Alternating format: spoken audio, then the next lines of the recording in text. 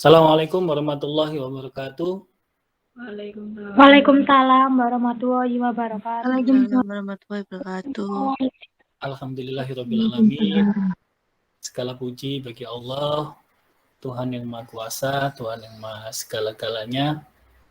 Alhamdulillah para mahasiswa sekalian, pagi ini kita masih diberikan oleh Allah kesehatan. Kita masih bisa bernafas, kita masih bisa bernafas, kemudian kita masih bisa beraktivitas, ya. Kemudian yang tak lupa juga patut kita syukuri, ya, nikmat hidup, nikmat bernafas, ya, nikmat beraktivitas, dan pada pagi hari ini kita masih bisa bersua untuk belajar, untuk meningkatkan ilmu pengetahuan kita, khususnya pada bidang perencanaan tenaga kerja.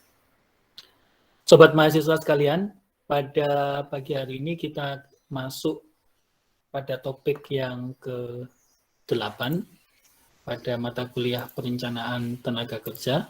Kita akan membahas tentang penarikan dan seleksi.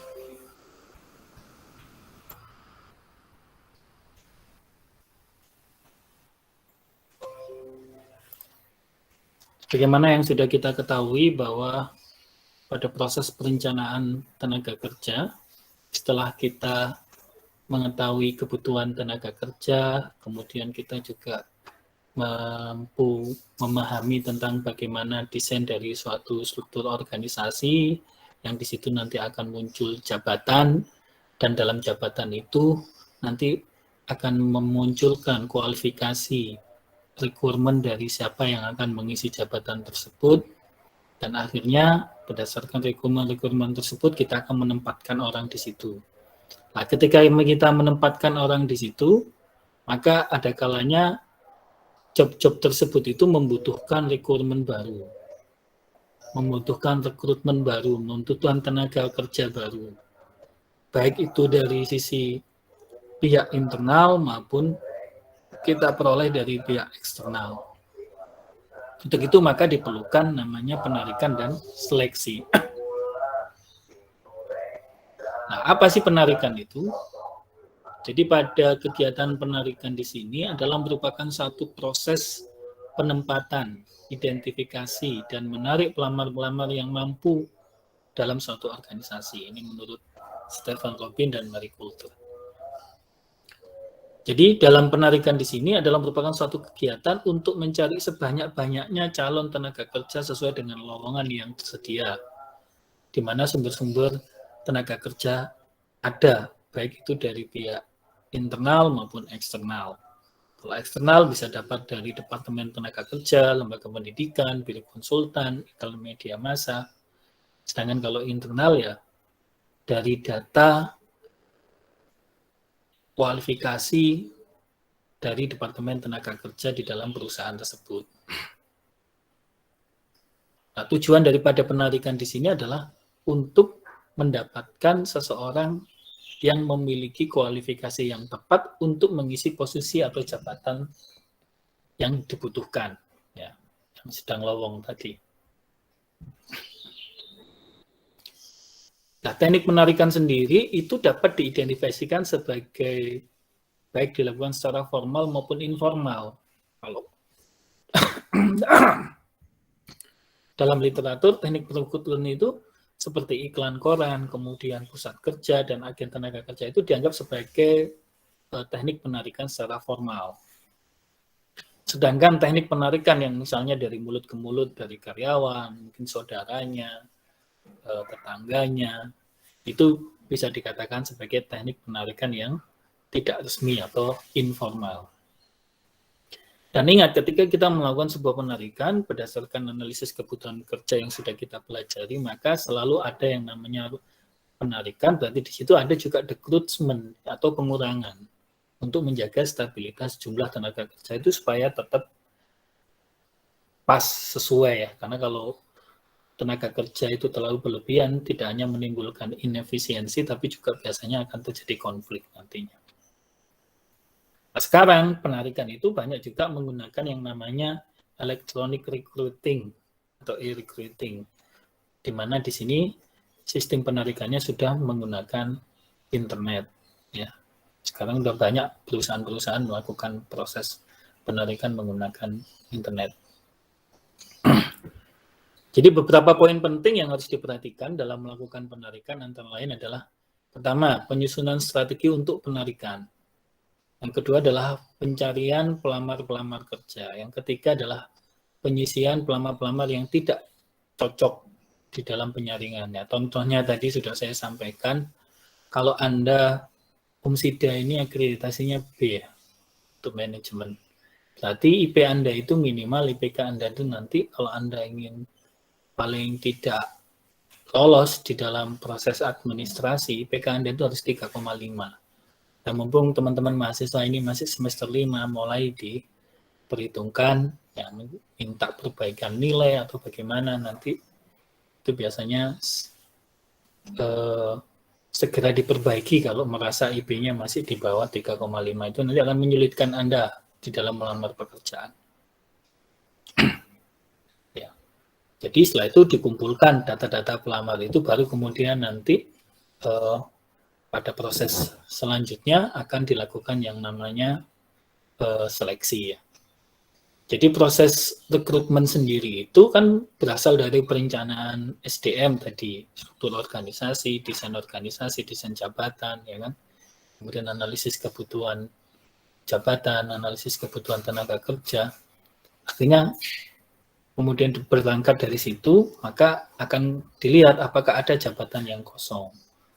Nah, biasanya jabatan yang kosong itu tidak hanya berasal dari perencanaan SDM karena ada rekrutmen baru, tantangan baru, perubahan produksi, mungkin perubahan manajemen, tapi juga kadang-kala ada permintaan dari manajer. Jadi ada mungkin pegawai yang mangkir atau pegawai yang kemudian dia cuti, ya, ada penambahan beban kerja. Nah, ini kemudian akhirnya menimbulkan permintaan dari manajer yang akhirnya menimbulkan kebutuhan akan jabatan.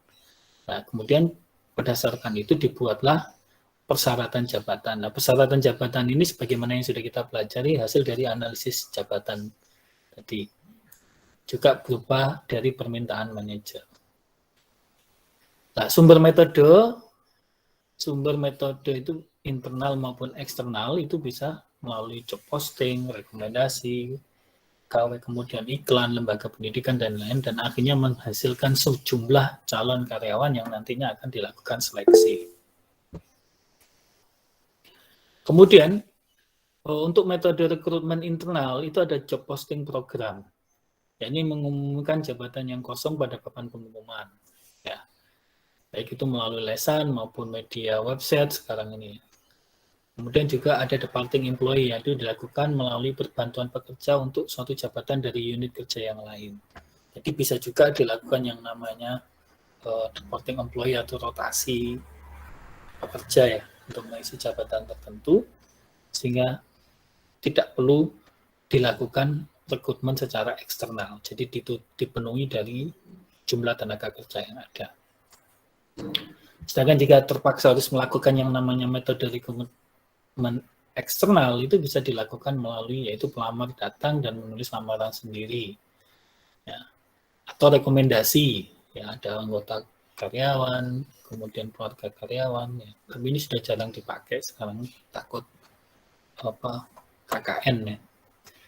Kemudian bahkan ekstrim beberapa perusahaan BUMN itu jika seseorang kenal dengan salah satu karyawan di dalamnya, itu malah tidak lolos di seleksi administratif. Atau melalui agen penempatan tenaga kerja. Biasanya kalau untuk jabatan-jabatan tertentu, posisi tertentu itu ada namanya tender manager ya, di situ.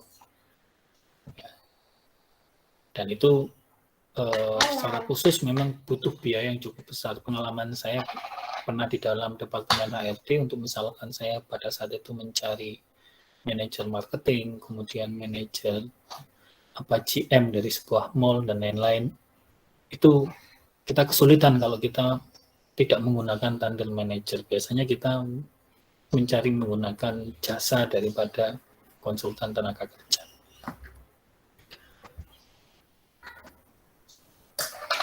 Kemudian menggunakan iklan, ya, surat kabar, majalah, televisi, radio, dan media-media lain. Ya, dengan menggunakan metode iklan di sini biasanya memang di sini kita harus menguraikan, ya, pekerjaan apa yang dibutuhkan, identifikasinya, ya, dan bagaimana cara melamarnya. Ya, setelah itu ini secara terbuka, ya, ini ada keuntungan, ada kelebihannya. Ya, keuntungannya ya otomatis bisa siapapun membuka peluang, ya, tapi kelebihannya mungkin kadang-kadang hal-hal yang bersifat rahasia kadang-kadang harus terungkap di dalam proses one ads di sini aja. Tapi jika untuk menghindari itu bisa digunakan dengan cara clean ads, ya. Jadi iklan secara tertutup. Jadi pelamar yang berminat diminta mengirimkan lamaran langsung ke PO Box tertentu atau email, baru kemudian dilakukan penjelasan lebih detail tentang identifikasi apa saja yang dibutuhkan. Nah, setelah melakukan penarikan, maka tahap yang kedua ada seleksi. Nah, jadi proses seleksi di sini adalah merupakan satu proses penyaringan pelamar kerja untuk memastikan calon yang paling tepat akan diterima. Jadi ini penting. Maka dari itu saya sampaikan tadi, ketika Anda nanti lulus kuliah itu pastikan IPK Anda itu minimal 3,5. Jadi itu karena supaya nanti Anda lebih prosesnya paling tidak di dalam seleksi administratif itu nanti bisa lolos gitu minimal. Jadi kemudian dalam seleksi di sini juga merupakan satu kegiatan untuk memprediksi pelamar. Ya, jika diterima maka dia harus memenuhi kriteria yang dipergunakan organisasi untuk mengevaluasinya. Biasanya pada proses seleksi ini beberapa error terjadi, yaitu yang pertama adalah menolak kesalahan untuk pelamar yang berhasil atau menerima kesalahan untuk pekerja yang jelek. Ya, bisa jadi ya, karena mungkin kita tidak cross-check, hanya didasarkan pada CV dia, tapi bukti kurang kuat, tidak dilakukan cross-check. Nah, ini sering, saya pernah mengalami juga. Ya. Maka dari itu, dalam pengambilan keputusan itu, kita harus bisa memperhatikan, ya, apa yang di-accept dan bagaimana dilakukan reject, ya. Ini menghubungkan antara selection decision dan letter job performance, ya. Jadi bisa kalau misalkan letter job performance-nya successful, kemudian selection decision-nya accept, berarti ini dilakukan yang namanya correct decision. Tapi kalau selection decision-nya reject, berarti dilakukan reject error. Ya.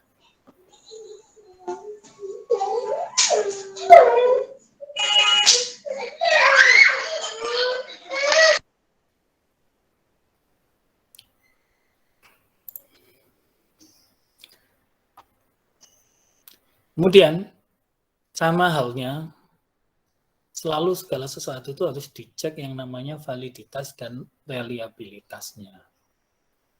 Anda sudah semester 5, nanti Anda semester 6, 7, Anda melakukan penelitian, melakukan riset, pasti Anda harus juga melihat ketika Anda menggunakan uji, baik itu menggunakan kuesioner maupun menggunakan alat uji yang lainnya, harus dilihat validitas dan reliabilitasnya. Jadi pada proses seleksi pun juga begitu, ketika Anda misalkan menggunakan nilai dalam bentuk wawancara, nah itu apa yang mau Anda wawancarakan itu juga harus diuji validitas dan reliabilitasnya. Atau Anda menggunakan dalam bentuk tes tulis, ya sama, itu juga harus diuji validitas dan reliabilitasnya. Terus apa saja sih biasanya di dalam proses seleksi itu dilakukan? Biasanya pertama adalah mengisi aplikasi. Jadi form aplikasi itu ada isian aplikasi forms itu. Nah, salah satunya seleksi administratif itu masuk di sini. Kemudian tes tulis. Kemudian simulasi performance ini untuk memastikan apakah betul dari apa yang telah diisi dia memiliki pengalaman tertentu, kinerja tertentu. Kemudian dilakukan interview. Setelah itu dilakukan background investigasi. Jadi ketika dia misalkan contoh berasal dari perusahaan A, maka perlu juga dilakukan investigasi bagaimana kondisi dia ketika ada di perusahaan tersebut. Makanya kemudian rata-rata manajer HRD itu punya komunitas. Ya. Contohnya saya masuk di salah satu gabungan dari manajer HRD calon. Nah, itu ketika misalkan nanti kita merekrut A dari perusahaan A, kita bisa saling tukar informasi, menanyakan, menginvestigasi apakah yang bersangkutan itu benar-benar memiliki kondikte dan kinerja yang baik ketika bekerja di perusahaan asalnya itu. Kemudian physical examination ini penting ya. Jangan sampai kita menerima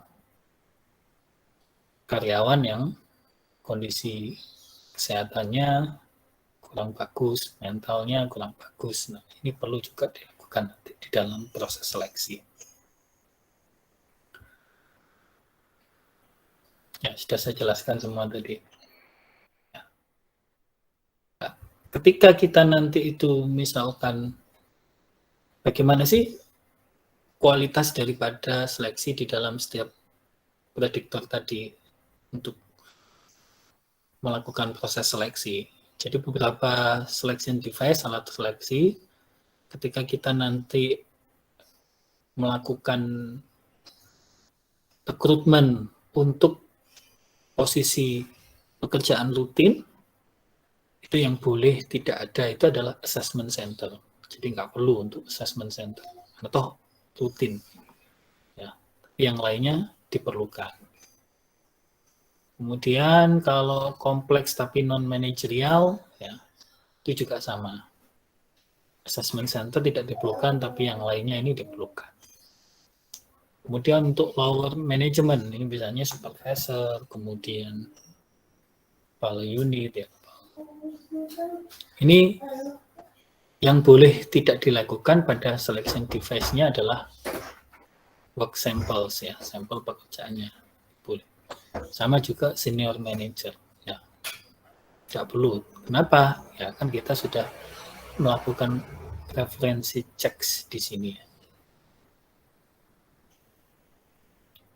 Baik, itu para mahasiswa sekalian yang bisa saya sampaikan untuk pertemuan kita kali ini. Barangkali ada yang mau ditanyakan, monggo, silakan.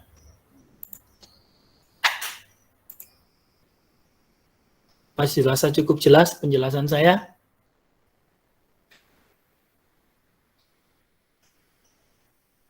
Kalau tugas yang pertemuan ke-8 ini tidak terlalu berat sih. Yang penting Anda nanti membaca materi saya di e-learning, kemudian mungkin melihat lagi rekaman videonya kuliah ini, barangkali ada penjelasan dosen yang perlu dipertegas, nah, itu nanti bisa dijadikan bahan untuk mengerjakan tugas untuk pertemuan yang ke-9. Mas Richard, ada pertanyaan? Tidak ada, Pak. Tidak ada ya, jelas ya. Hari ini yang kuliah ada 40 orang ya. Tuh, statistiknya tadi tidak terlihat ya? Iya, Pak. Oh.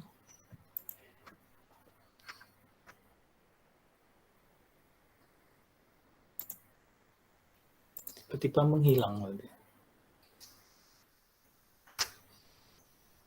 Baik, kalau nggak ada pertanyaan, kalau gitu secara overall saya akan menyimpulkan apa yang sudah saya jelaskan pada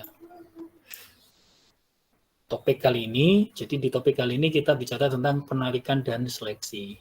Apa sih penarikan itu? Jadi penarikan itu adalah merupakan proses di mana kita melakukan identifikasi untuk menarik pelamar-pelamar yang mampu mengisi jabatan tertentu yang dibutuhkan oleh perusahaan.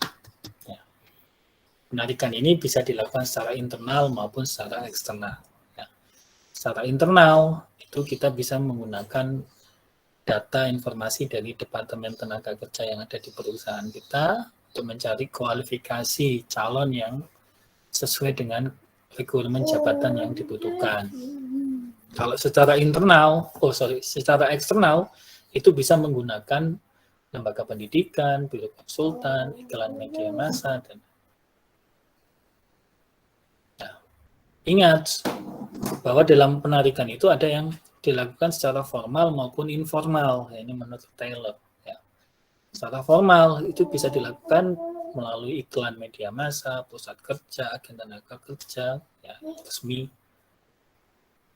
Nah, ini enaknya kalau secara formal itu semua terdata, tapi kadang-kadang perusahaan juga memerlukan penarikan secara internal untuk menghindari jumlah pelamar yang begitu besar. Nah, ini biasanya bisa dilakukan secara informal melalui dari mulut ke mulut karyawan maupun dari keluarga maupun dari rekomendasi. Ingat, berdasarkan analisis kebutuhan tenaga kerja, setiap ada rekrutmen pasti ada dekrutmen kan untuk menjaga keseimbangan. Jadi ketika nanti ada posisi jabatan yang lowong, pasti juga ada posisi pengurangan pada pekerjaan atau jabatan lain yang sudah tidak dibutuhkan. Dan sekarang memang proses rekrutmen atau penarikan itu lebih banyak menggunakan electronic recruiting, menggunakan internet. Nah, apa seleksi itu? Ya, seleksi itu adalah merupakan satu proses penyaringan pelamar kerja untuk memastikan calon yang paling tepat diterima oleh perusahaan. Ya. Maka dari itu dalam proses seleksi itu harus benar-benar digunakan satu kriteria, baik pada proses administratif maupun nanti pada proses tahapan seleksi selanjutnya. Ini dilakukan supaya kita jangan sampai melakukan kesalahan. Jadi ada pelamar yang bagus tapi justru ditolak, malah pelamar yang jelek itu malah diterima. Nah, ini dari Stephen Robin ya, menghubungkan antara selection decision outcome. Jadi ketika selection decision-nya itu accept, kemudian atau job performance-nya successful, berarti di situ ada correct decision. Ya. Kemudian kalau reject, berarti reject-nya menjadi error di sini, jangan sampai terjadi kesalahan itu tadi. Nah, supaya tidak terjadi kesalahan, maka dalam proses seleksi itu alat ujinya itu harus dilakukan, alat uji di dalam seleksi itu harus dilakukan uji validitas dan reliabilitasnya. Ini bisa berdasarkan statistik maupun berdasarkan konten, berdasarkan keberhasilan daripada tes-tes sebelumnya. Dilakukan kuadran mapping dan sebagainya yang menunjukkan alat uji itu benar-benar memiliki tingkat validitas dan reliabilitas untuk menjamin tadi itu tenaga kerja yang direkrut benar-benar sesuai dengan yang dibutuhkan oleh perusahaan. Apa saja sih tipe di dalam melakukan seleksi, alat-alat di dalam melakukan seleksi itu apa saja? Pertama adalah menggunakan form aplikasi biasa ini, atau seringkali juga disebut sebagai seleksi administratif ya. Kemudian tes tulis ya. Kemudian simulasi performance untuk memastikan kemampuan daripada calon karyawan. Kemudian dilakukan interview, kemudian dilakukan background investigasi, dan dilakukan physical examination. Nah, biasanya manajer HRD maupun direktur HRD itu punya grup, punya asosiasi. Sehingga ketika Anda misalkan dari perusahaan A, kemudian pindah ke perusahaan B, biasanya nanti manajer HRD maupun direktur HRD di perusahaan B akan komunikasi dengan manajer di perusahaan A untuk melihat sejauh mana background daripada calon karyawan yang berasal dari perusahaan A tersebut. Ya. Baik itu dari sisi intelijennya, aptitude-nya, attitude-nya, ability-nya, interest-nya. Ya. Ini biasanya dilakukan.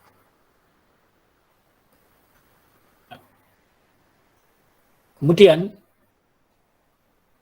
apa saja sih berdasarkan alat seleksi tadi itu pada posisi tertentu yang harus digunakan dan yang mungkin tidak perlu digunakan. Jadi kalau pekerjaannya bersifat rutin, maka Anda harus menggunakan untuk alat seleksinya itu application form, tes tulis, sampel kerja, kemudian untuk assessment center ini boleh tidak dilakukan. Karena kan rutin, tidak perlu dilakukan assessment center. Kemudian interview tetap, verification of application data tetap, referensi check tetap, physical exam tetap. Jadi pada posisi pekerjaan rutin dan kompleks yang bersifat non-managerial, ini semua alat tes ini harus dilakukan kecuali yang assessment center. Sebaliknya, kalau pada posisi middle atau lower manager dan senior manager, ini assessment center ini wajib dilakukan. Ya. Yang tidak perlu dilakukan adalah sampel. Kenapa assessment center ini wajib dilakukan? Karena dia menyangkut, karena posisi ini akan mengambil keputusan-keputusan penting. Kalau sampai salah, nah itu bisa berbahaya nanti. Kerugian perusahaan bisa cukup besar. Jadi ini para mahasiswa sekalian yang bisa saya jelaskan. Ada pertanyaan ya?